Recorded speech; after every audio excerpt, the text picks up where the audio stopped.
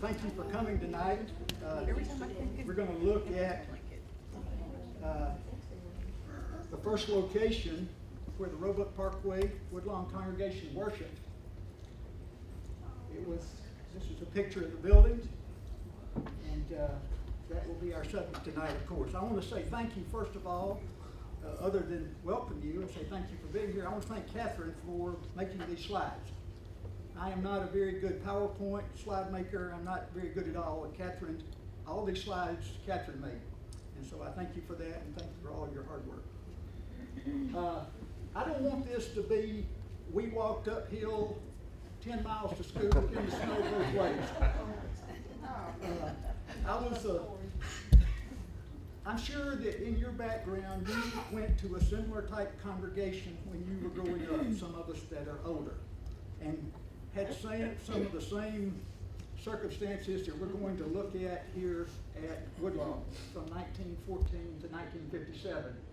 I've tried to read bulletins, look at documents, read books, and put together in about 30 minutes here, hopefully, a 43-year history. So put your fast ears on.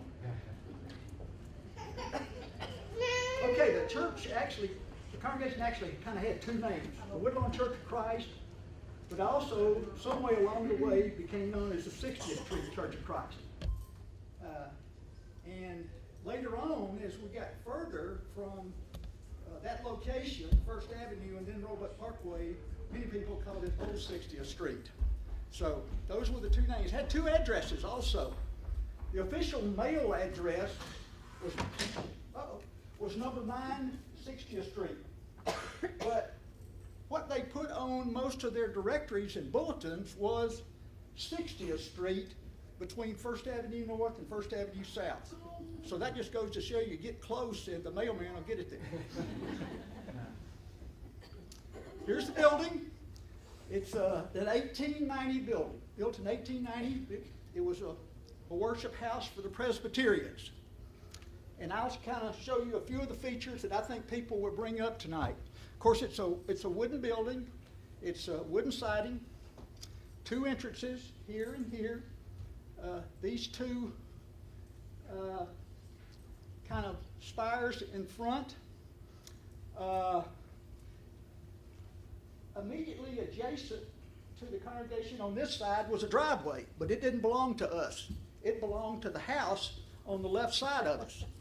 And occasionally a visitor would park in this driveway, and the homeowner would march right over very quickly and say, "Tell that person to move that car immediately or I'm calling the police." And so that was kind of a constant thing. I think somebody will talk about these two porches. These two porches were added when the church was purchased by the West End congregation as part of the remodeling.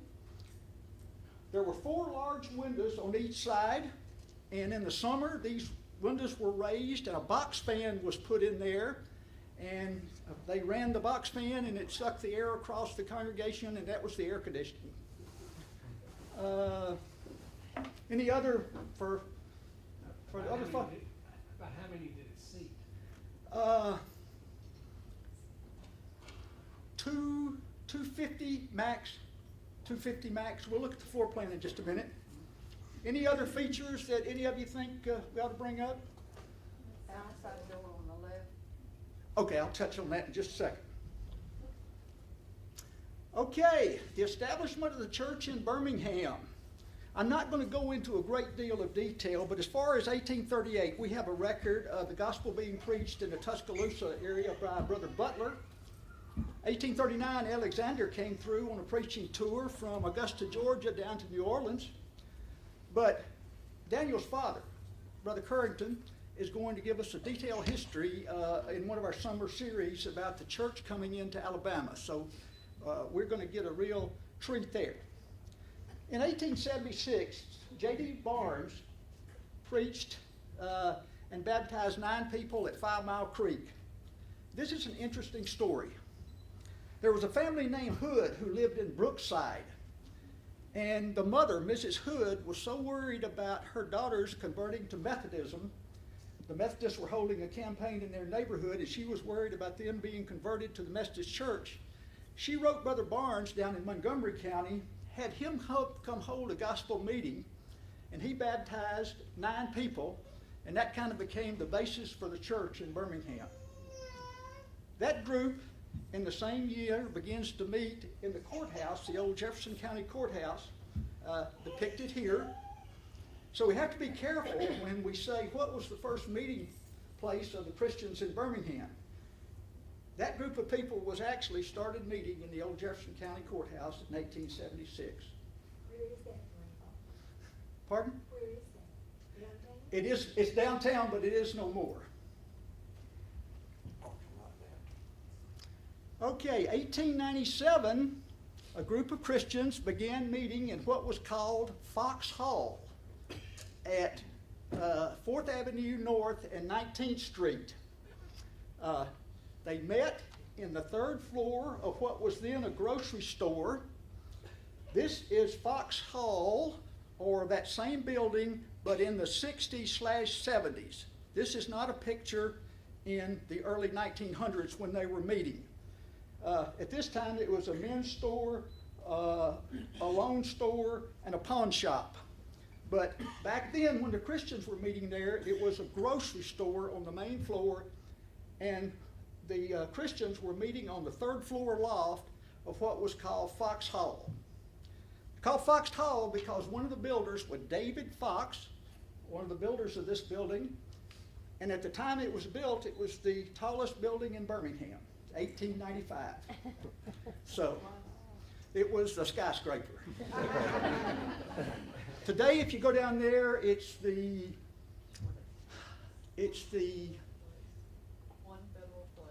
One Federal Place. It's where the old Federal Reserve used to be before they moved to Liberty Park. Okay, so there were, up on the 3rd floor here, there were room for 50 folding chairs.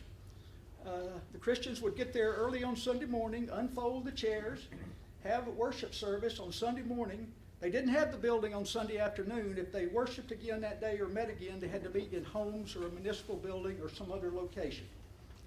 But this is Fox Hall that you'll occasionally hear people talk about as the first meeting place of Christians in Birmingham. But actually, it was the old Jefferson County Courthouse.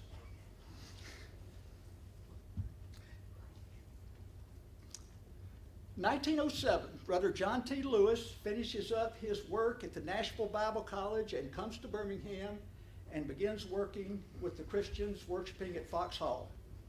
And a number of, in his words, a little less than 20 people.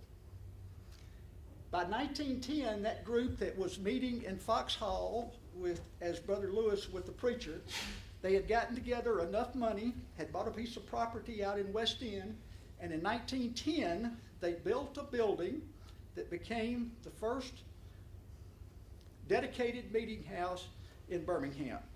This is a picture of the original West End Church of Christ, built in 1910 and used, I think, until 1926. And this is not the one we traditionally know as the West End Church of Christ that was on Lom Avenue. This was actually on Charles Avenue. And but this is the original dedicated meeting house for the Church of Christ in Birmingham, the West End on Charles Avenue. Okay, here's where we start.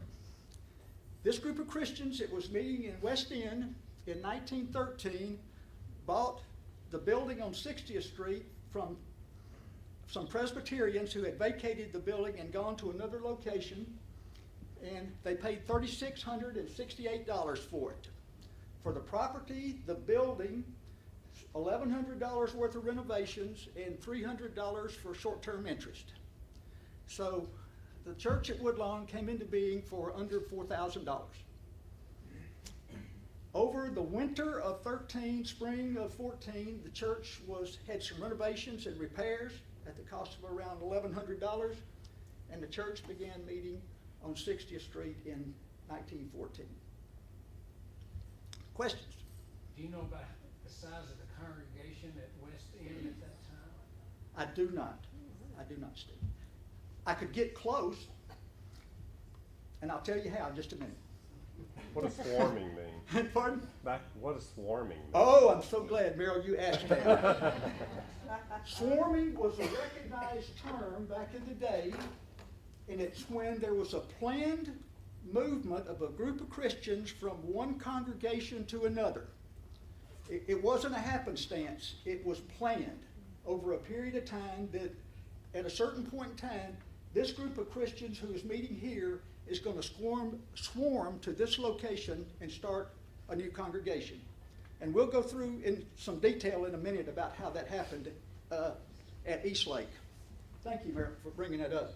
But that was just a recognized term. We're going to have a swarming from here to here and start a new congregation. But that's like a planting of a. Planting, exactly. Right. No, They called it a not swarm. back in the old place, but, just planting the new. Exactly. It's a church planting, which they termed a swarming. Okay. Okay, I want to give you the national setting here. And this period from 1900 to 1950 could have been a period of great angst in the U.S. World War I from 1914 to 1918, 53,000 Americans killed in that conflict. Then the Great Depression from 1928 well up into the 30s, just right before World War II. World War II from 41 to 45, and then the Korean War from 50 to 53, a regional war. And that kind of goes back to the point that Trey made in his lesson the other night, the third point, about often the church grows in a time of great conflict and consternation and a lot going on adversely. But I think you'll see how the church did grow in Birmingham during this time period. Okay, this is a picture painted by our brother Norm Carlisle. It hangs in our foyer even today. We'll come back to this picture from time to time, but Brother Carlisle did a great job. I want you to pay, where'd my stick go? We don't know where this came into our family, but it's a good pointer. I'd like for you to pay particular attention to these birds right here that Brother Carlisle put into this painting. He must have painted this when the neighborhood was going through some type of transition, because he didn't put the houses on either side. But he did do a great depiction there. You can see the windows on either side that we used to open, put the box fans in, and draw the air through for the air conditioning. A second form of air conditioning was this item right here. There's a lot of these. This one belongs to Steve Putnam. He let me use it today. This is not one of the originals, I don't think, from Woodlawn, but there were a lot of these around.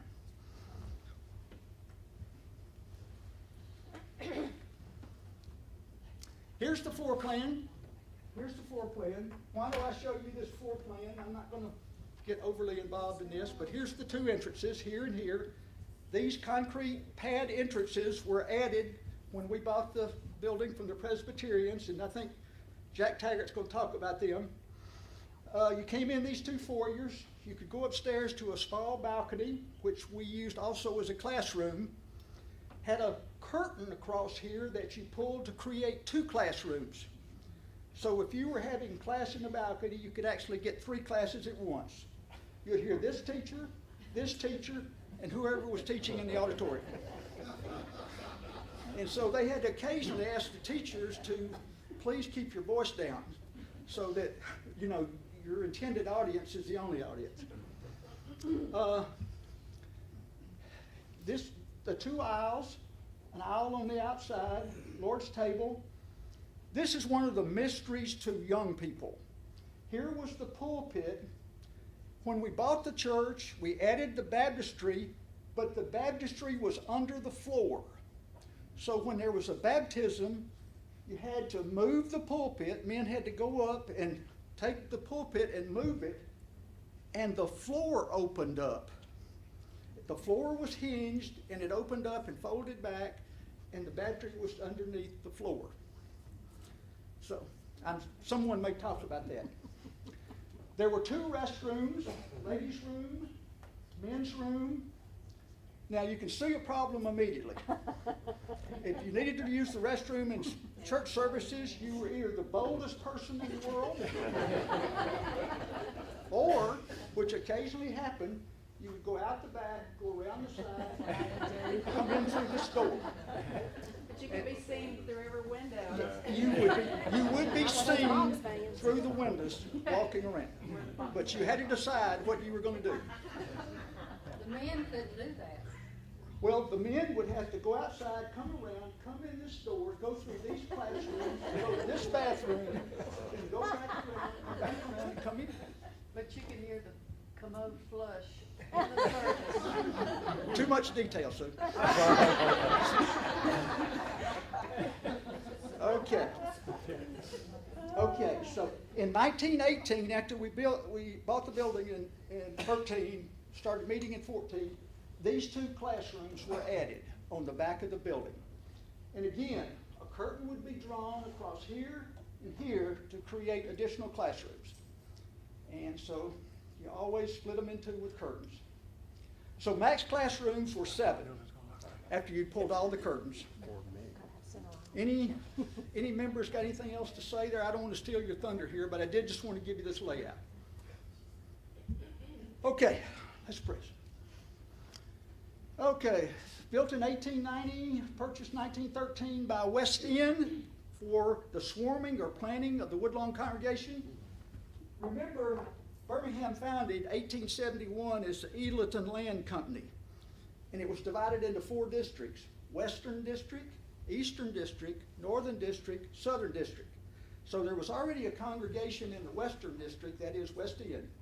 West End wanted to establish one in the Eastern District, Woodlawn. So that was how it was laid out. Limited remodeling, congregation meets, classrooms added. It had coal heat up until 46, 47, when it was converted to natural gas. Sometime in the late 40s, I haven't been able to pin it down yet, I found the business meeting notes where there was approval to put a heater on the baptistry, but I haven't seen where it was actually done yet. So this baptistry under the floor could be pretty cold, I would imagine.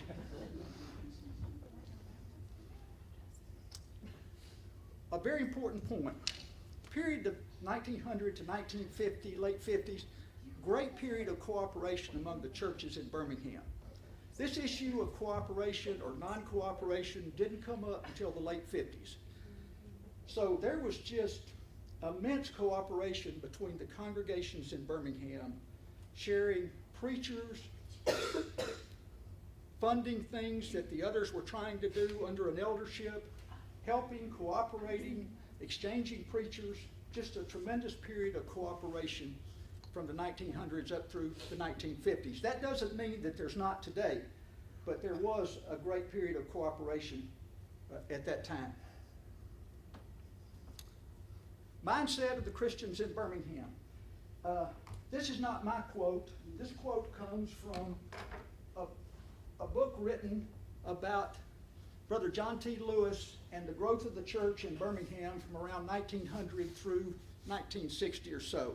It was written by Otis Castleberry. And in this book, he talks about the great spirit of cooperation from the churches in Birmingham, and that the fact that as soon as you were established at a congregation in Birmingham, like a new congregation was established, what you began to do was look for a suitable location to build another work, to plant another congregation. You couldn't be satisfied that you were up and running. You had to now look at, where can I plant another congregation? And we just see that over and over. West End plants Woodlawn.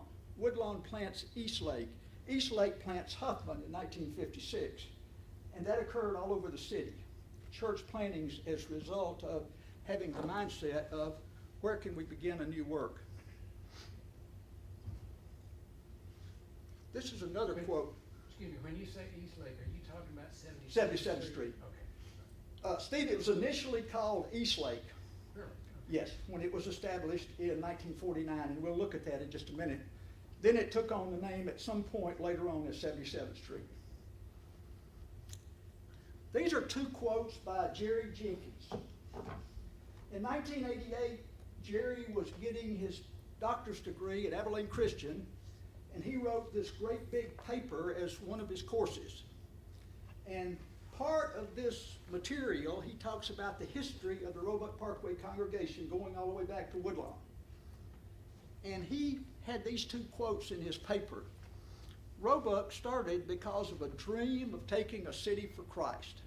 The Christians had a mindset in the early 1900s of, we want to spread the gospel all over the city of Birmingham and the metropolitan area. He has another quote that says, there's a link throughout the history of this congregation. The existence of this congregation has been an incessant desire of evangelizing a city. And again, Jerry looked back at the history of Roebuck Parkway and the history of the church in Birmingham, and he said they had a mindset of wanting to take the city for Christ. I think you'll see in a minute that to a large extent that happened. Mona, I'm going to return this to you. I don't want to lose this. So a mindset of great cooperation and a mindset of let's take Birmingham for Christ. And we had tremendous growth in the church from 1900 through 1950. Originally a group of Christians meeting at Fox Hall, one location.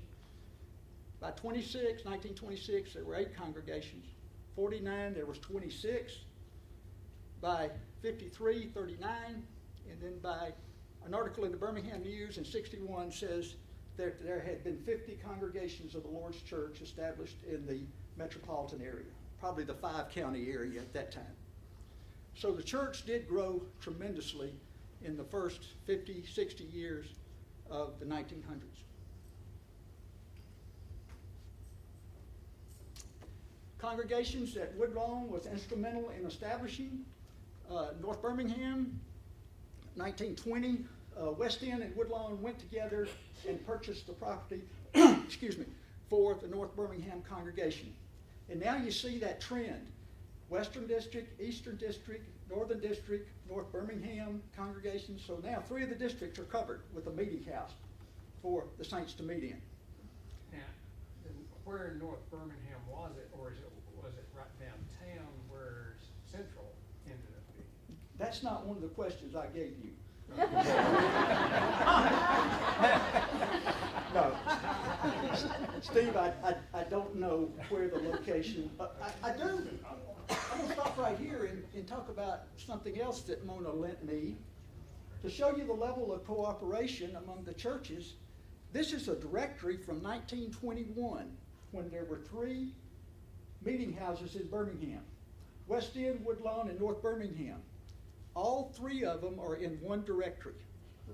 So you go to the A's, West End, Woodlawn, North Birmingham. You go to the B's, West End, Woodlawn, North Birmingham.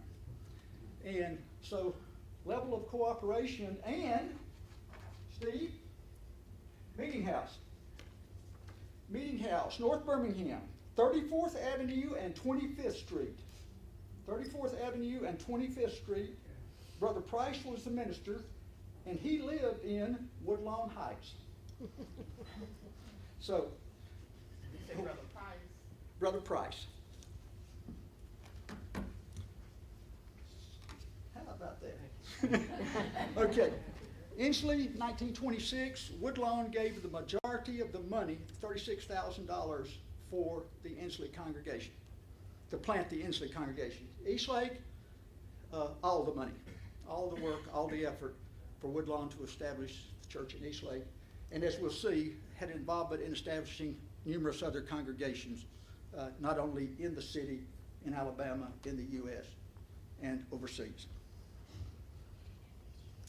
Here are the located preachers. The term that was used back then was located preacher. That was the pulpit preacher. There was still a little bit of controversy about them, about whether you ought to have a located preacher. Some people said there's no example in the New Testament of a located preacher, a permanent preacher at one location. And so they used the term located preacher. I haven't been able to find the exact dates of Brother Horton, Brother Pitts, and Brother Patton, but we're still working on that. You ask yourself, how were there 2 preachers at the same time? When Brother Lewis was the full-time minister at West End, for the first 3 years that Woodlawn was in existence, he would preach every other week at Woodlawn, and when he wasn't there, Brother Ellis would preach. And so, 1917, Brother C.M. Pullius came to town, started working full-time with West End. Brother Lewis started working full-time with Woodlawn for the next 7 years. Brother Pullius was at West End? Brother C.M. Pullius of the Long Pullius family. Their worship at 60th Street, our worship, we were there as young'uns, was just like we worshipped in the first century, just like we worship today. There's no difference. That doesn't change. That's New Testament worship. They were organized just like we are today, the worship just like we do today, and they did the same 3 missions that we do today: evangelize, do benevolence, and edify the saints. I'm going to quickly run through. Didn't Brother John T. Lewis move to Inslee? He did. Moved to Inslee in 1926. They had a congregation out there, I know. Stayed for a long, long time. My grandmother used to go there. Is that right? Church there. Well, it's interesting you bring that up. Who's the preacher at Woodlawn when they come up with the money to finance Inslee? I don't know. Woodlawn, Brother Lewis. And so we build up money, establish a church in Inslee. He leaves after a year or 2 later and goes to be the minister at Inslee. Not that there's any collusion or anything that. They just wanted to establish another church. And Woodlawn had been very generous in saving the money to establish the Inslee congregation. I'm going to quickly run through the types of services, ministry they had. Their scheduled services were much like ours. Sunday morning, Sunday night worship, Bible study on Sunday morning. They called the Wednesday night service the midweek service. And they had a ladies' Bible class in the spring and the fall. And one thing they did is they frequently in the spring and the fall also had a men's training class. And so that was one thing they did consistently throughout the years. Teacher training classes, youth training classes. A lot of times they had them on Sunday night before services, and the preacher would conduct the youth training classes. Singing classes and singing drills. They did this quite often, especially before gospel meetings. They would hold singing classes, and it did 2 things. It improved the singing for the gospel meeting, but it also got people interested who normally wouldn't have been interested in a gospel meeting, but they were interested in the singing class. And sometimes, as a result of the singing class, they would attend the gospel meeting. In the 1940s and 50s especially, there was a gentleman named Brother Taylor at the Woodlawn congregation who frequently held singing classes at the church and in his home. Bible correspondence courses, lecture series open to the public. They were advertised, we're going to hold a lecture series at Woodlawn and we're going to talk about the home or Christian recreation or Christian evidences, and they would invite the public to attend. In the late 40s, they held a series of lectures on the home, had 8 speakers over several nights, and the D-Hop Publishing Company in Murfreesboro took those sermons that were given as public lectures and turned them into a book. And we have a copy of that book.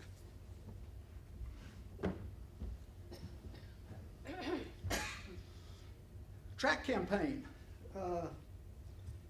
They took on a campaign of mailing a tract to everybody in the area of the congregation, 1 tract a month for 12 months. And I thought that was a pretty good approach to inundating the area around the congregation with a tract. Sermonettes in the Birmingham News. This was another cooperative effort. Several of the congregations went together in the Birmingham area and took out a 2-column space in the Saturday Birmingham News and had an article called The Gospel of Christ. And different preachers in the Birmingham area would write the column for the Saturday Birmingham News. And in one place I read, it said it had a circulation of up to 1 million. But, I mean, that just seems not very cutting edge to us today, but it was cutting edge then. And the congregation budgeted to pay for that year after year out of their budget. Radio program. Late 40s, a new radio station came to Birmingham, WBNT, 940 on the AM dial. Several of the congregations went together and bought time in that new radio station, 6:30 in the morning to 6:45, Monday through Saturday, and on Sunday morning, 7:30 to 8, and different preachers in the area preached sermons on that radio program.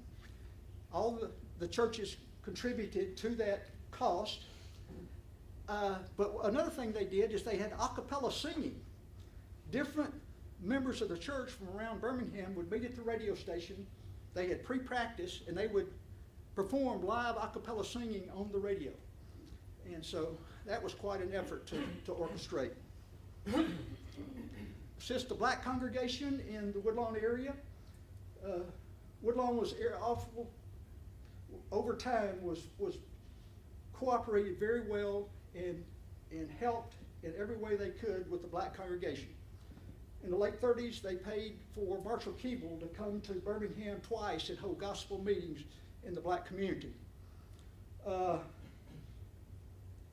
Woodlawn congregation was very generous in their giving to buy a piece of property in Eastlake for the black congregation to build a building on. The Woodlawn congregation paid half the cost of building that building.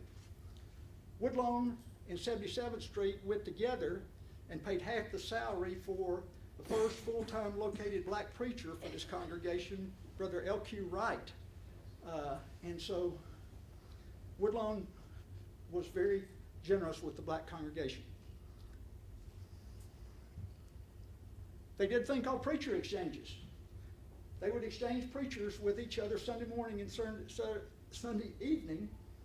North Birmingham and Woodlawn might just say, let's swap preachers today, and he could preach us a sermon, 2 sermons on something he's familiar with, and our preacher will go over there. For Sunday singing, VBS. They had 16 members of the Woodlawn congregation who were away during World War II.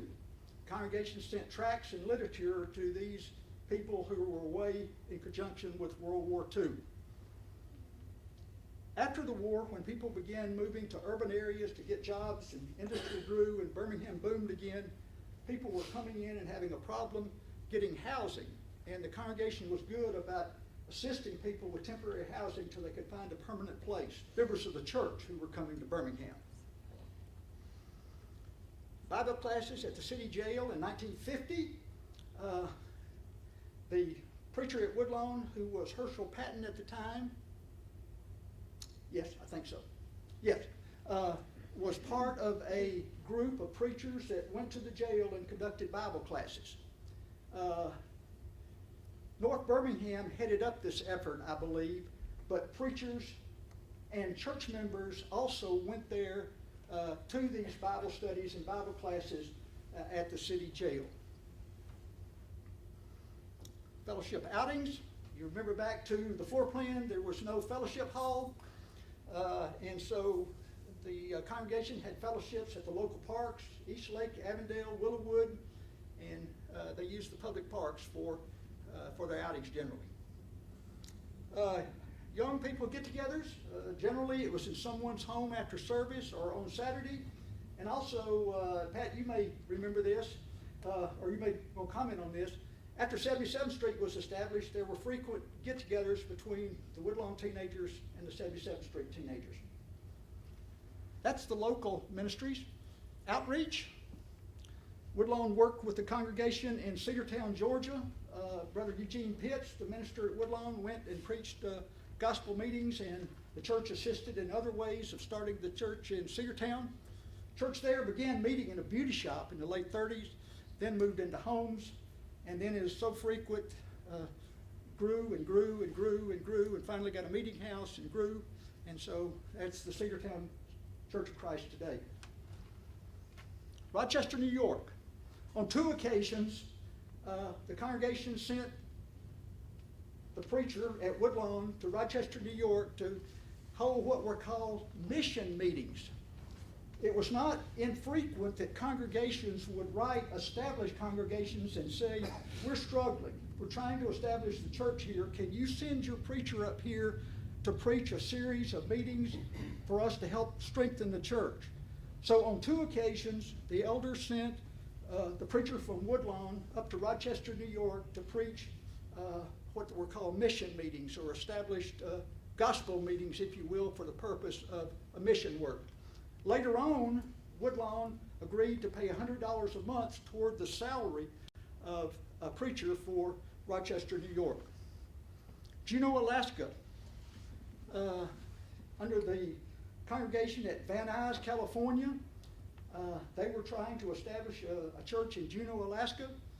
The Woodlawn congregation agreed to pay for 26 radio programs to broadcast the gospel from a radio station in Juneau to get it out to the surrounding area. And also they participated in a program to send warm clothes up to Juneau, Alaska.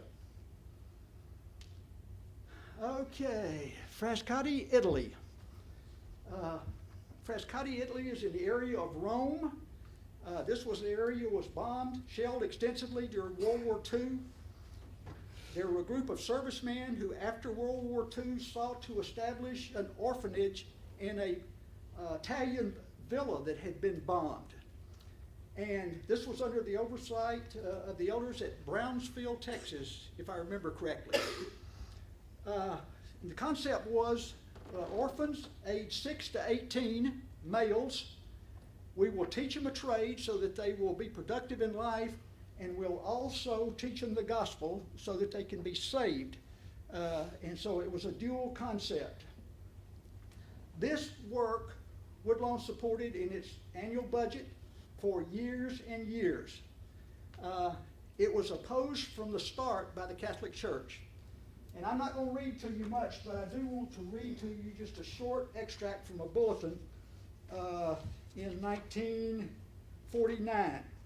This concerns 2 young men who have become Christians as a result of this work in the orphanage, the gospel being preached. The first boy to be baptized, Lorenzo Galicenti,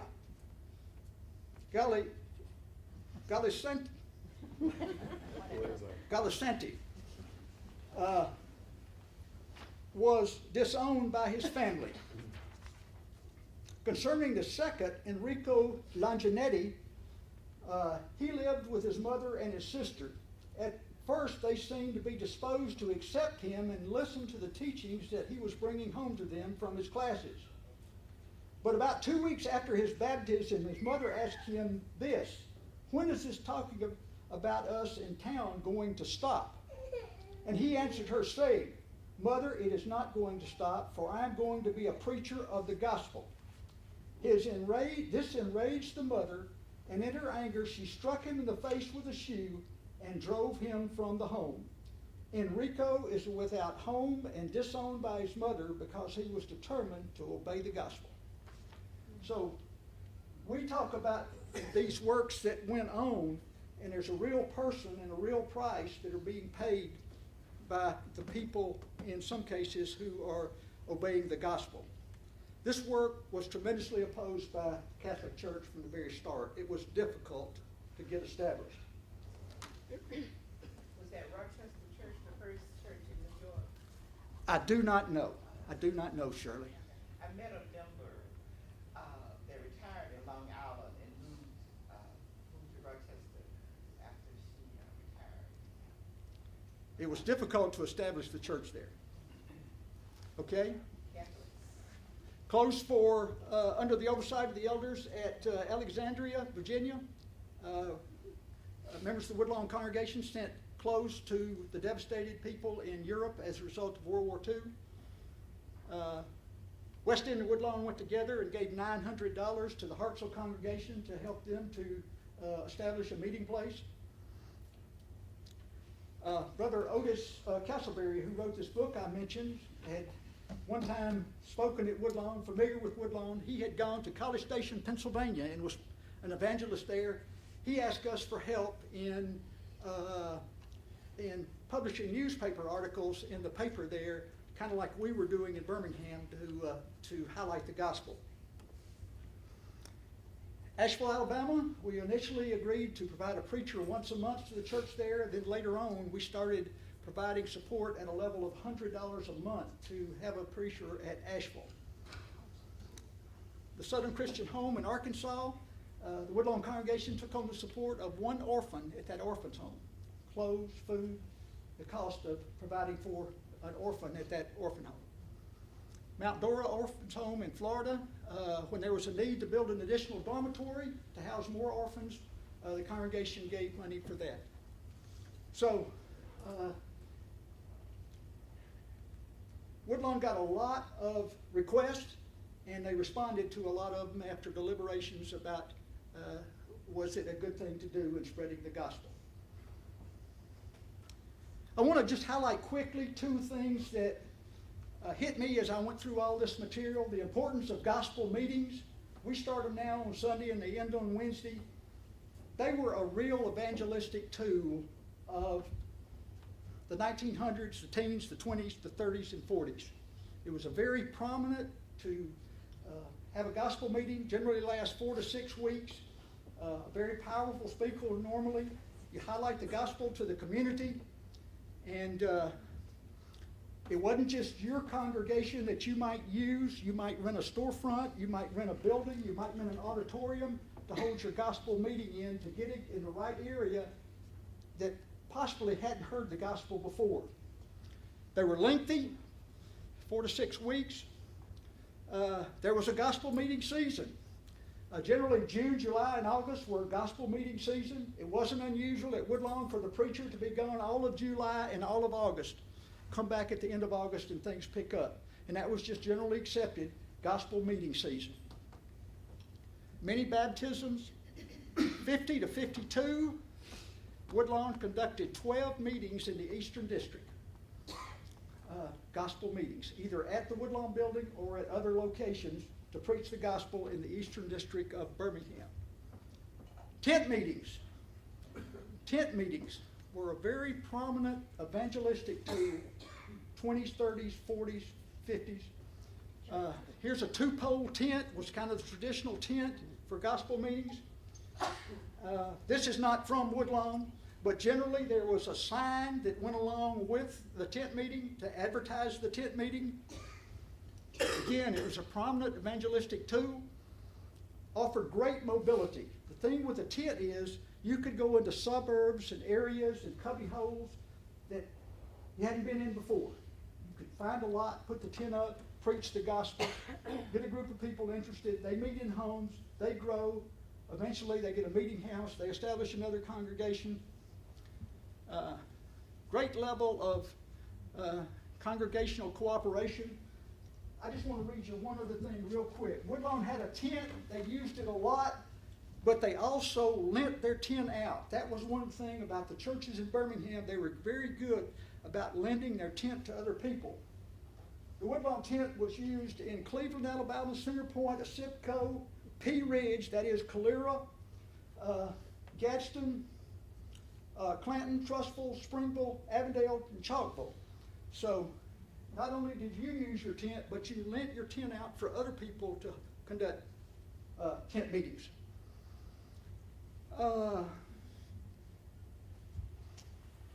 There was a lot of preparation and coordination required for a tent meeting. You got to find and clear the lot. You got to transport the tent, the poles, the ropes, the stakes, the pulpit, the chairs, the lighting, set it up. You got to advertise. You got to have a baptistry ready when people respond at the tent meeting. But it was a great evangelistic tool. By 1950, the gospel had been preached in every suburb in Birmingham by at least one tent meeting. Here's a handbill from a 1920 tent meeting in Avondale. Two things. Notice It was on the Tidewater car line. That was all important to have your tent meeting or gospel meeting close to a car line because of the lack of transportation by the general public. People rode streetcars. And look, if you will, right here. Where is that thing? Oh, starting May the 2nd, 1920, and continuing indefinitely. I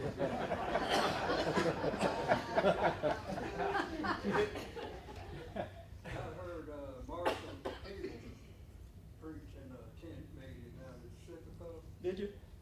You familiar with him? I am. Okay. I heard him at David Lithcom College. He was the feature speaker. He had all the students fired up. All right, I've got to get off stage and let these other people talk. I'm talking too much. All right, there's two things I want to talk to you about. If you read the history of Woodlawn, you'd be very proud of. And one is their incessant desire to establish a congregation in Eastlake. They went without in order to establish the congregation in Eastlake, 77th Street. There had been a long desire to plant a congregation in Eastlake. Remember, they're in Woodlawn, then you got Wahoma, and then you got Eastlake. That's 17 blocks away. They wanted to plant another church. What was called the Eastern District. Pardon? Oh, okay. Throughout the 40s, they had actually kept two building funds. One for the Eastlake congregation and one for the Woodlawn congregation when they would eventually be able to get them a new building. Right after the war, they did more detailed planning, and bids were opened in 46. The estimated cost, $35,000 to $40,000. October of 47, the congregation had saved $15,000, and they wanted to raise another $10,000 before they started construction, because their desire was to have a minimum amount of debt on the 77th Street congregation when they were established. Construction begins in 47, and you'll see it's not finished until 49. This is after the war. Construction material is scarce. Building permits are hard to get. It's hard to get your plans reviewed and approved because everybody's wanting to build after the war. And also, quite frankly, there was not a surplus of money that the congregation had on hand, so they had to kind of go slow. Let's dig the basement. Let's pour the basement. Let's do this. Let's do that. And finally, they finished the congregation. 48 was a year of struggle for the Woodlawn congregation. They were trying to do all the evangelism, edification, and other works that they had been doing at those locations that we had reviewed, and trying to save and prepare in a building fund to establish the Eastlake congregation. In early 48, the elders had a meeting with all the members. They gave out cards and said, where do you plan to worship when the swarming takes place? And there was no pressure to go either place, but the elders just wanted to plan. And so in October of that year, they held a series of training classes to prepare people to serve at both locations after the swarming. Bible teachers, elders, deacons, men to serve in leadership positions. They held classes for 8 weeks to prepare for the roles at both locations after the swarming. Elders got up and spoke to the congregation in December. Brother Herman King got up and outlined for the Woodlawn congregation the work that was going to continue to go on there. Brother Sewell St. John, who was one of the elders that was going to move to Eastlake, got up and explained all the work, the budget, and everything that was going to go on at 77th Street. There was no mystery about this swarming. It was a year's process. January the 9th, 1949, the Eastlake congregation meets for the first time. Brother Patton, the preacher at Woodlawn, gives the sermon. Overflow crowd. Additional seating, folding seating had to be brought up from the basement for baptism. Half of the Woodlawn members swarmed to Eastlake or to 77th Street. And that was not by happenstance. That was perfectly okay to establish the Eastlake congregation. Woodlawn immediately began to grow again, have good crowds. The budget inched up over time, the numbers went back up, and Woodlawn continued to be a very viable congregation. So that was, Woodlawn went without so that it could establish with Eastlake, and was very proud to do so. One other thing I'll go through very quickly, and this was finally, they got to the stage where they wanted to have a new meeting house for themselves. And so this was the process of building the new building on First Avenue. Building fund went back all the way into the 40s. They had been saving. The old building was 60 years old. Insufficient space, insufficient parking, maintenance nightmare. In the late 40s, the building needed painting and the windows needed fixing. There was only $6 in the general fund. The bill to do this was $800. So the congregation put a thermometer up in front of the church to raise $800 so that the exterior could be repainted, the windows fixed, and I believe the pews varnished. Over a period of several months, the thermometer went up, they got to $800, and they did the maintenance on the building. But it was a heavy maintenance load for this wooden building. They had a little bit of a false start. In '49, they purchased property on 59th Street and 2nd Avenue South that they thought would be a good building location. They later determined that that wouldn't be a good building location. However, in '54, they sold that same property to a builder to build apartments on and made $3,000 profit. '53, purchased the property on First Avenue, 2 lots, and the back lot for parking, you'll remember, $2,350. '55, the elders obtained a set of plans and put them on the wall at the Woodlawn congregation and asked everybody to look at them and give us comment. And that went on for a fairly extended period of time, taking comment from the members of what they thought about the plans. Elders and the building committee met with the architect, Sam Haney, who was a member of the church at Leeds. 56, picture of the new First Avenue building first appears on the Woodlawn Reminder. The house is cleared off the lot, and I think Jack Taggart may have participated in that.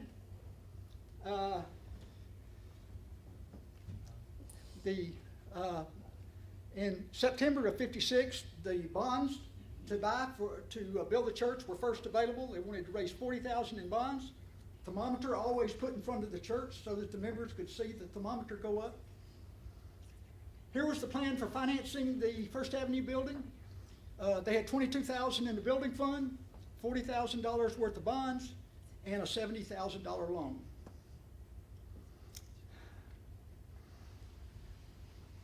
In October of '56, there was a congregational meeting, and the elders and the building committee told the members that the cost was escalating. It went up 9%. And in the meeting, not one member objected to the increased cost or said they didn't want to go along and continue the plan to build the building. Construction begins. The elders increased the budget to put more in the building fund. Several families bought what were called loan certificates.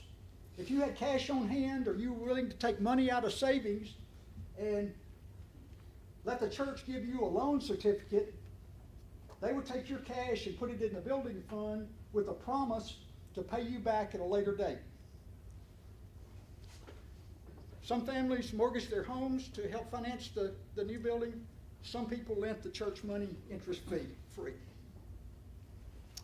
Okay, first met August 18th, 1957. That was Leroy and Jean Owen's first day, and the building leaked.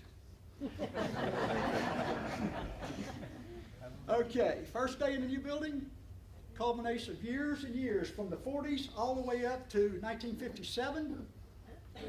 Here are the men who led the effort: Felix McDonald, Herman King, C.C. Taggart, Bob Atkinson, Floyd Reed, Oscar Romine, E.O. Wade, and Brother Anderson, Ed Anderson.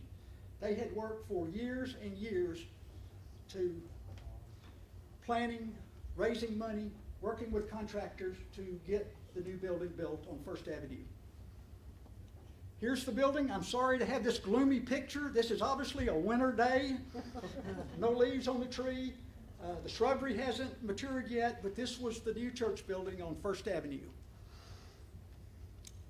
I think this is all important. This was an article that was in the first reminder of the first day the church met on First Avenue. This building hadn't been erected for the purpose of having something to show off. It's been erected for the purpose of providing a better facility for teaching the Word of God. Pretty clear. Okay, last slide. In Jerry's paper, he writes about a conversation he had with a gentleman who had attended Old 60th Street. And Jerry and this gentleman, Jerry didn't say who it was, but they were in the lobby looking at Norm Carlisle's picture. And Jerry asked this gentleman, "What do you see? What do you think when you look at this picture?"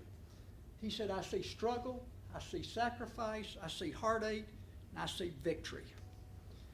They had big plans, a big vision of taking the church to Birmingham, supporting people in the eastern area, in Birmingham, in Alabama, in the United States, overseas, and they had done that.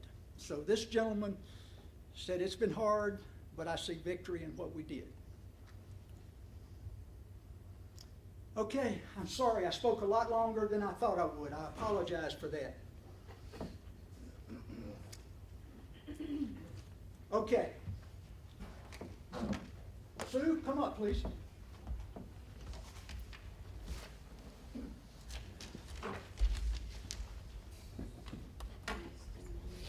Yeah, if you want to. When they started talking about all this, I was surprised at how little anybody remembered the same. Everybody disagreed about where the bathroom was, how you went upstairs to the balcony and all that. And I thought that I was going to say that I was the only one that was right and had all the right information. But since we've all worked it out, it seems like we all got it right now. But one of the things, because this is overwhelming what you said, was I changed a little bit about what I was going to say. Was the teachers that we had, the Sunday school teachers that we had, were so good that I remember that Loretta Moxley, my cousin, and I got baptized at the same time, and I was 11, she was nearly 13, and she was a little worried that maybe I wasn't old enough, but she said after talking with me, and Virginia Atkinson was our teacher, and she had me stand up. We told her, we didn't tell our parents, we told her we were going to be baptized, so she had me stand up and tell the 5 steps to become a Christian, which was hear, believe, repent, confess, and be baptized. And then she talked about what all this meant to us so that she would be sure that I was old enough to know what I was doing. But we also had Virginia Sweeney, who was with the smaller classes. And my sister Judy was in her class, and she was a very good teacher.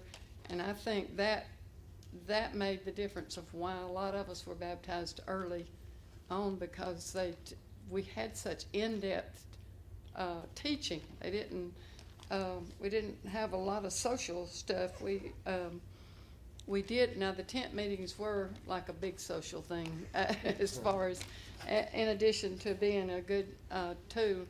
But I have to tell about Jack Taggart and my brother Jimmy and Kenneth Currington sitting on the back row at one of the tent meetings. And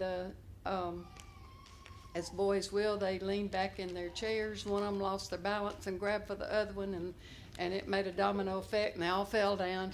And I said they pulled the back of the tent down because they grabbed the pole that was holding it up. But Jack said that didn't happen. But it caused a bunch of confusion that night. It was funny. And we took a lot of notes during these sermons too, that they encouraged the teenagers to take notes and to follow along.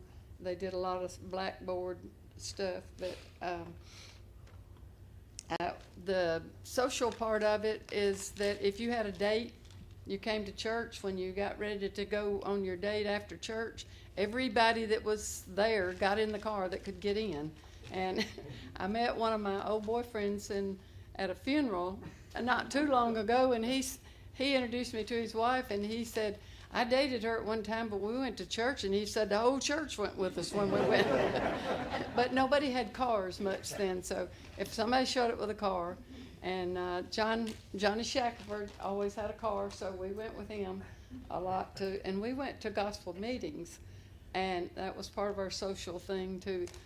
We had our own youth group type thing where we would get groups together and go to these singings or gospel meetings or and you were talking about the neighbors and how they didn't really particularly like us, and we had the black congregation over frequently, and they didn't like that, and they would call the police when we'd have the blacks there and check and see if we were separated, either on the left and us on the right, or the blacks would be up in the balcony and we'd be down in the bottom. But when the police came, they saw that it was all separate and like it was supposed to be in the 50s, and so we had things with them every once in a while. But Loretta, one of my favorite people in the world, my cousin, she remembered something, and when she told me, I remembered it, but she wanted me to be sure and tell this story, that one time they had the invitation song, and it was all real quiet, and everything was going good, and so this lady came forward and came up the left side of the aisle, and the preacher went up to meet her, and she said, I was just going to the restroom. Somebody said I would have gone ahead and repented or something. But she also told me that country boy Eddie Burns came to church with Johnny Shackelford. And I don't remember that. But she said when he was a teenager, before he was country boy Eddie. And I do remember Brother Crumbliss stopping the sermon one time to get on to his daughter Rosemary and the other teenagers for talking during the sermon, and thankfully my older sister Anita had sat with my mother. She must have got there late and sat with Mother that one time, and she missed getting into that. But when you had the Lord's Supper go around, I was sitting one time with my good friend Joellen Johnson, and her little brother, about 5 years old, and his mother was sitting with us. And they passed the bread around, everybody took that, and they passed the wine, and then they passed the collection plate, and he said, wow, that cost $1?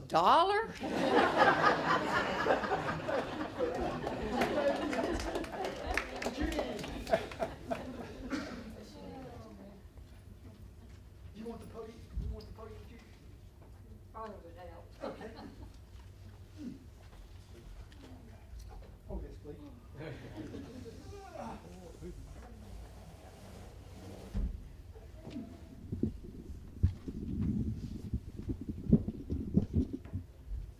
Since I have to have my paper. Speak loud. Okay. Maiden name was Wiley, so the story's about us. The Wileys lived in a housing project near the Birmingham airport. We had to walk to church because my daddy didn't go to church. We walked to the end of the project, which took us to the street that led to the airport. We crossed the street to the Forest Hill Cemetery. My brother Jimmy would climb over the fence and unlock the gate, and you couldn't unlock it from the outside, so that's the reason he had to climb the fence.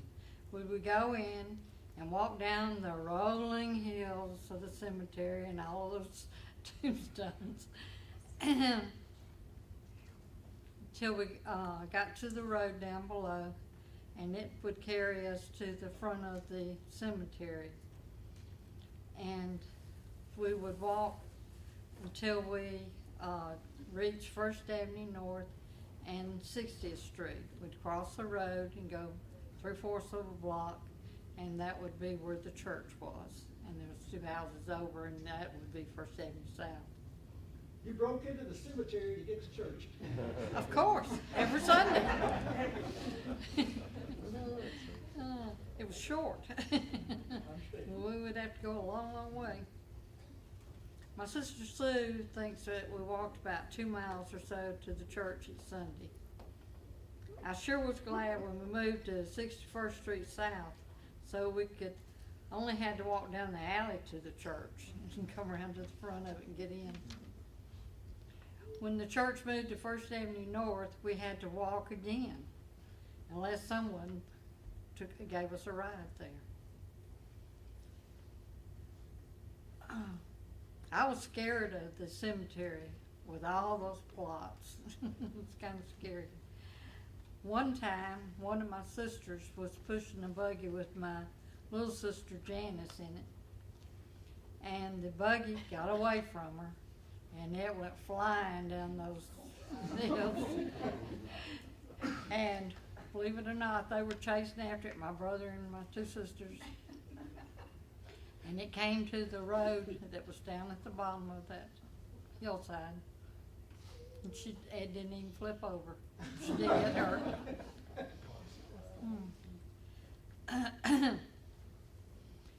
My mother was able to convince my father to take us to the tent meetings that we had in Eastlake.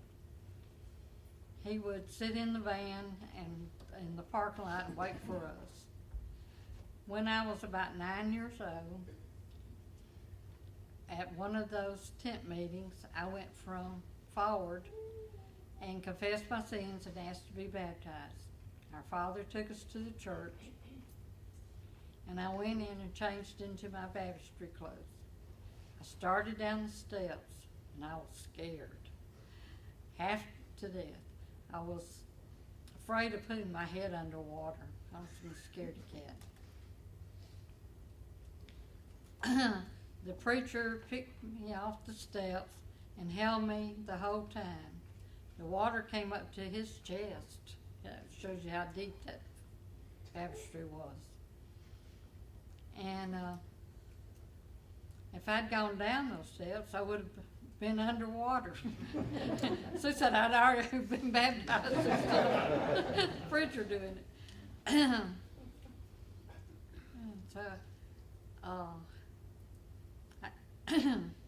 He was so wonderful and held me and comforted me the whole time. I will never forget that instant. So he had to hold you up in order to baptize you. That's right. And hold me up like this and then do me over and back up. And then put me up on the top 2 steps up there. So I could, yeah. Judy, was your mother converted or at one of the meetings? My mother was a member of the church. She was converted back when she was, I guess, a teenager or something. I don't remember what year. Because, her brother and his wife adopted her and her sisters so that they could send them to school. But at Woodlawn? No, they this were- is out in the this- California one. No, it wasn't in California, and I don't know where it was. What Okay. state it was in, but anyway, she got It them could have been converted. Woodlawn, but I don't remember. But when my mother married my daddy, she still continued to go to church and raised us in the church, but my father never was converted. Thanks, Judy. Yeah. Yes?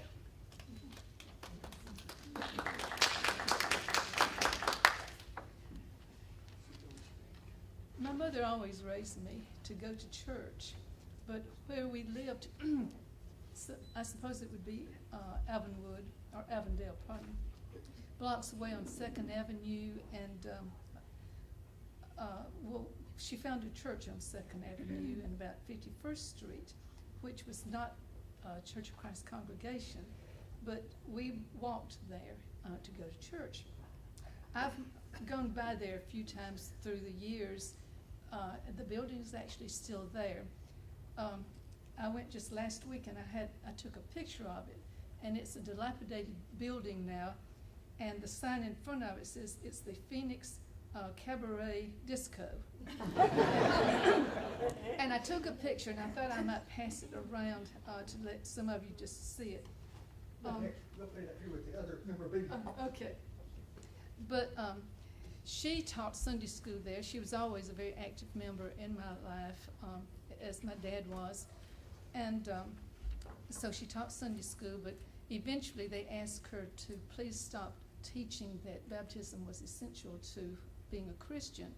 So we found our way to 60th Street Church of Christ sometime later. I really don't know how much later that was. But I always remember walking to that little church to go to church. She was not real strict, but in a way she believed that a young child was supposed to sit in church and listen and not play or read books and so forth. And I remember as a little girl, there were 4 little strips of paper that were down on the pew, and I was just playing like there was a mama, a daddy, and 2 children. I was just kind of playing around with my little 4 pieces of paper, and she just gently put her hand on top of mine and stopped me. And that always stayed in my mind, because I was supposed to sit there quietly and listen to the sermon. I do remember that my dad, who was not a member, did visit a few times with us in that building. There was a lady that I just thought was the most beautiful woman I'd ever seen in my life. She was a much older lady, and I was just a little girl. Never did speak to her. She never did know that I was watching her, but I would always look for her in the congregation. And her name was Jean West. And I think her brother's name was Ira West. And I would see them standing out in the little courtyard in front of the church a lot of times, but I just always had my eye on her. And I use that as an example when I became a teacher later, to tell my students that you need to always be a good example, because you never know who may be watching you. Because I think we all have some people that can watch us, but I remember her distinctly. My very first real boyfriend, I suppose, was Sam Kitchen, who attended there, and he was a little older, and the only way I got to go anywhere with him was just to ride to church with him. And later he went on to Harding College. He was a little bit older, and he would come home on weekends. We'd still see one another. He had a twin brother named Bill who had epilepsy, and I remember Bill having seizures sometimes out in front of the building. Later, after I was married, my husband, who was a minister in Albany, Georgia, visited Sam and his wife, and he was a minister in Valdosta. So our mates got to meet one another. And he also says that he and Ann are going to get to come to the anniversary, so I'm looking forward to us seeing one another again. Mother always, as I said, stayed a big part of my life. She chaperoned everything from brownies to Girl Scouts, and even on hay rides, so that was always interesting. Probably that's the reason I never did marry until I was 24. But I'm just kidding, because she was a great mother and stayed an active part of my life in that way. I do remember the 2-week tent meetings at church. I remember us playing carpet golf after we would leave church on Wednesday night. The socializing with the 77th Street teenagers. We went to David Lipscomb one weekend.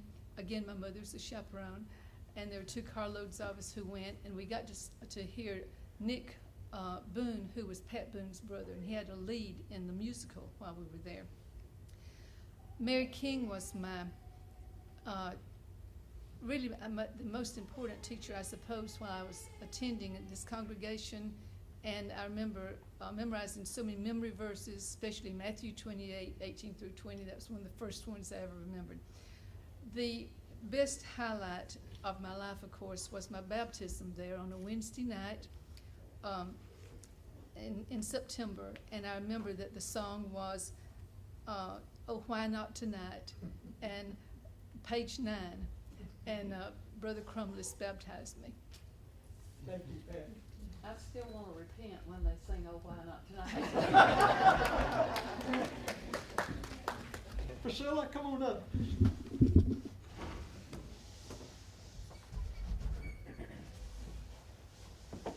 Dennis, Priscilla, is she close enough?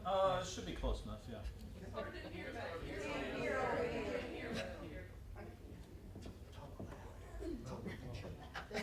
Get right up here. Get right up here to the center. I'm gonna make you the center of attention. I probably got a big enough mouth. Of those who remember our father, he never was a lousy word, just like all of us.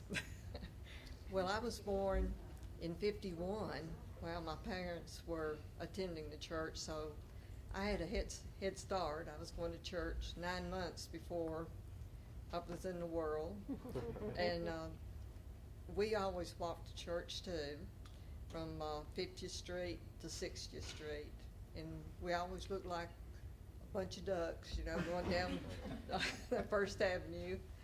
And I think we slept quite a bit when we got to the building, being so young, since we, you know, had to walk that far.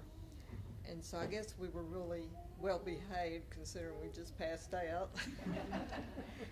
And I remember the church going into the building, and I always wanted to go up to the balcony and see it. But I couldn't go because I was too little. But, you know, when you're about 5 years old, you don't remember a lot. But I do remember when they were laying the foundation for the Woodlawn congregation on First Avenue.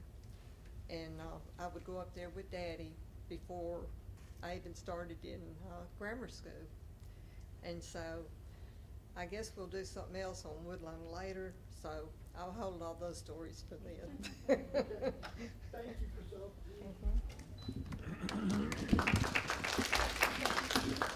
Eunice! Eunice, you want the podium? Okay.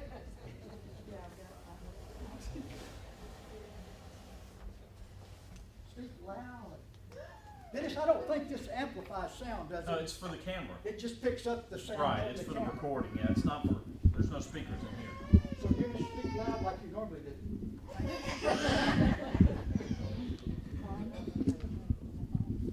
Okay, Brown's kind of edited me and took a lot of my thunder. But my mother and daddy was Mary and Edgar Choate, and they attended the 60th Street congregation. Mother was pregnant with all us 4 kids when we were, while she was going there. I was real little, of course, and don't remember a whole lot. Daddy would start getting us ready for church on Saturday. He would pull out his old shoe box and get our shoes as well as his and sit there and polish them. He had a big old brush and he'd go back and forth over them. And if we got in the way, he'd throw it at us. Okay, then Sunday morning, Daddy would turn on the radio. It always had gospel preaching on it.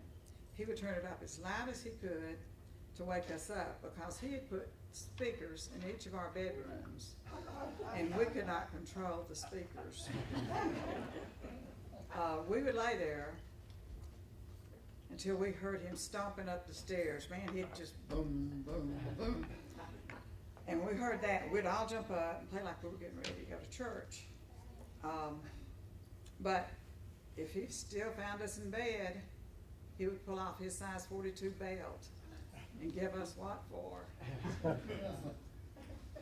The church building had a few classrooms in behind the pulpit, and it had a balcony above the congregation. And we always tried to get up there and sit, but Daddy wouldn't let us. And of course it had the baptistry that was under the floor, and that they had to get men to open up before we could be baptized. And then I remember the tent meetings that we had when we had the gospel meetings, and they'd always put down hay on the floors. And they'd have fold-up chairs that they'd have to take out to the tents. And they'd pull those big old sides of the tents back so that we'd have air circulating in, and we also had those fans. And then I found out too that my older half-brother, his name was Edward Choate Jr., and he was a lot older than us. And I found out that he used to preach there at 60th Street. And that's about it. Thank you, Jimmy. Jack Taggart.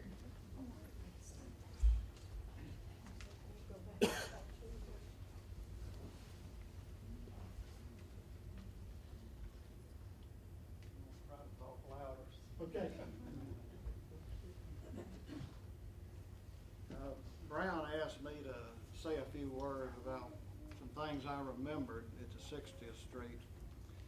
And I got to thinking, he didn't ask me that because I was a good speaker. He asked me that because I'm old. And so that's the reason I'm up here. There was a lot of memories at the old church building. The elders, when I was about 13 years old, came to me and said on a Sunday morning, said, I want to talk to you after the services are over. That's never good. That's right. So I had no idea what they wanted me to do or why they wanted to talk to me. So after the services were over, they said, I want you to get rid of the pigeons in the building. And so I thought to myself, right, yeah, that's a good one. I thought to myself, you know, I was going to have some honorable job from the elders, you know, and I was going to have this important position. The reason the pigeons entered over there on the left-hand column at the top, and I want to set up why they wanted to get rid of them. We had 4 fans on each side, so you had the noise of the fans. Then the pigeons would roost up in the top of the building and coo. This was during like Sunday morning service. So you had the noise of the fan and the pigeons cooing, and then they would have their droppings that you would have to dodge. So I remember this lady, you know, being a teenager, I was about 13 then, that had this big black hat, and being a kid, you know, on Sunday morning, and the pigeon dropped, and that thing splattered everywhere. So after that, the elders decided. So I got rid of them. We nailed this place up that they got in, and I took a Red Ryder BB gun. Mine was better than a Red Ryder. And so I got them out of there. There was a lot said about the baptistry. In 1953, I know they didn't have no heated pool because that's when I was baptized. In the wintertime, and I like to froze to death. But the kids in that day and time, being a kid, I was worried about those doors coming back down when you were in the baptistry and you couldn't get out. I was pretty worried about that. There's a lot of things that could be said. I was a member of the 60th Street, 1st Avenue, and Roebuck Parkway for 75 years.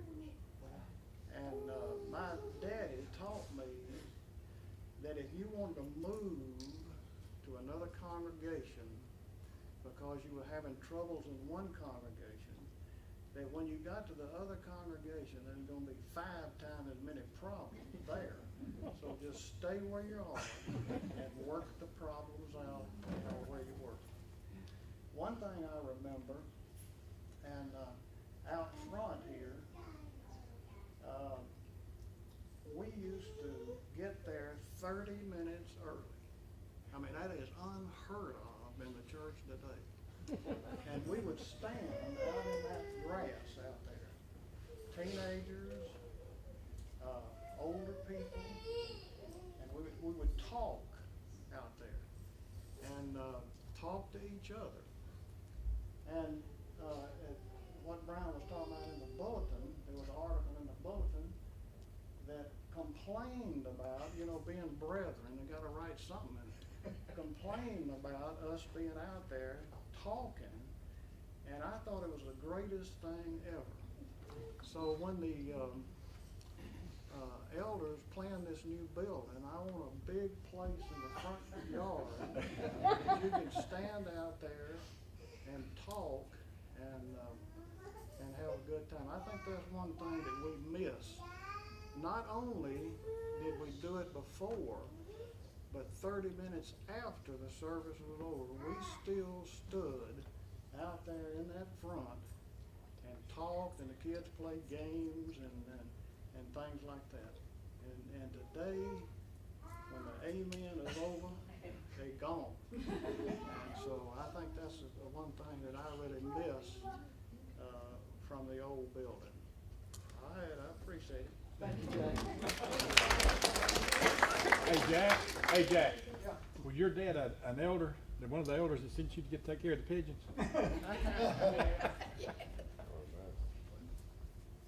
Okay, our last speaker today is going to be Butch Key.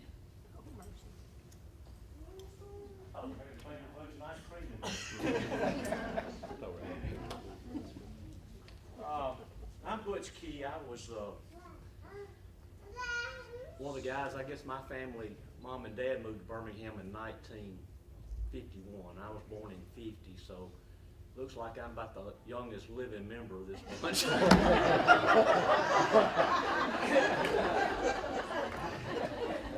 And the most immature. Almost. But anyway, I was born in 50. In 1951, my mother and daddy moved to Birmingham.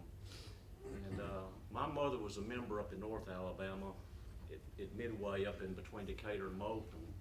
My dad wasn't a member back in those days. And I guess when I say what I remember about this church, I don't remember a whole lot, to be real honest. In 1956, I would have been 6 or 7 years old. My mom was 23, 24, and my sister was just born in 1955, but I always remember when Brown asked me, what do I remember? I remember the stories of people talking about pigeons and stuff, but one of the things I do remember is my mom holding my hand, walking up those steps with me, taking me to church every Sunday morning. I mean, that's one thing, and as we drive the bus on Sundays to some of the to pick up people for Sunday, we ride by there and I look at that dirt, and a lot of times I think about, I remember my mother taking my hand, pulling me up to that church, and as a young boy, I didn't want to do that. I'd rather be, doing anything, playing, but doing that, and my dad did not go at all.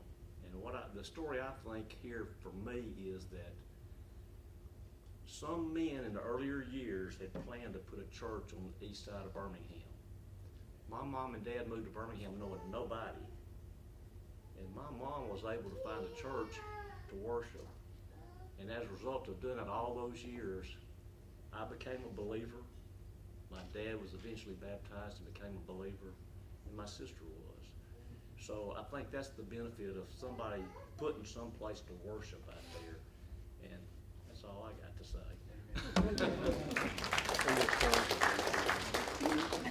Okay. We have some memorabilia up here. It's labeled. I'm supposed to put this up here. This is the mailbox off the old 60th Street building. I'm supposed to put this up. This is a picture of Fox Hall downtown. Air conditioning system, 1930s hymnal, 30 cents each. Book about the lecture series held at the church. Directories. A brick from the old 60th Street congregation that burnt to the ground in 2003. a piece of siding from the old 60th Street building that burnt down March of 2003. This is compliments of Jack Taggart. This is the cloth that covered the Lord's table at the old 60th Street building. So, there's one test question out of all of this. Thank you for your patience tonight. There's one test question. One test question. Are you ready? Yeah. Okay. You can come by and look at this. I'll be glad to stay around and talk to anybody about anything. This is the test question. Get ready.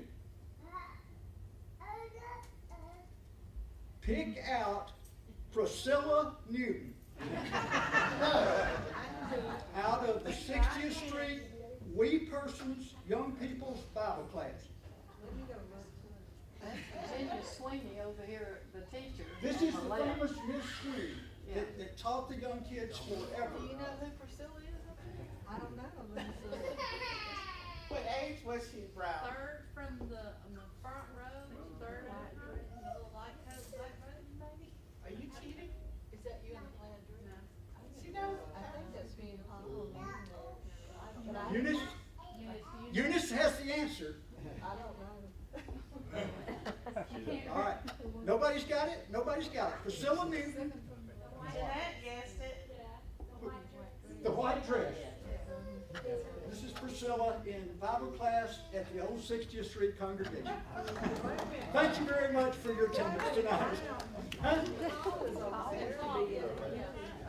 Okay, just one more thing. This is Priscilla's twin brother, Paul. No. Second one from the. Oh, this one. Yeah. The reason that the teacher is hugging him is to constrain him. Thank you.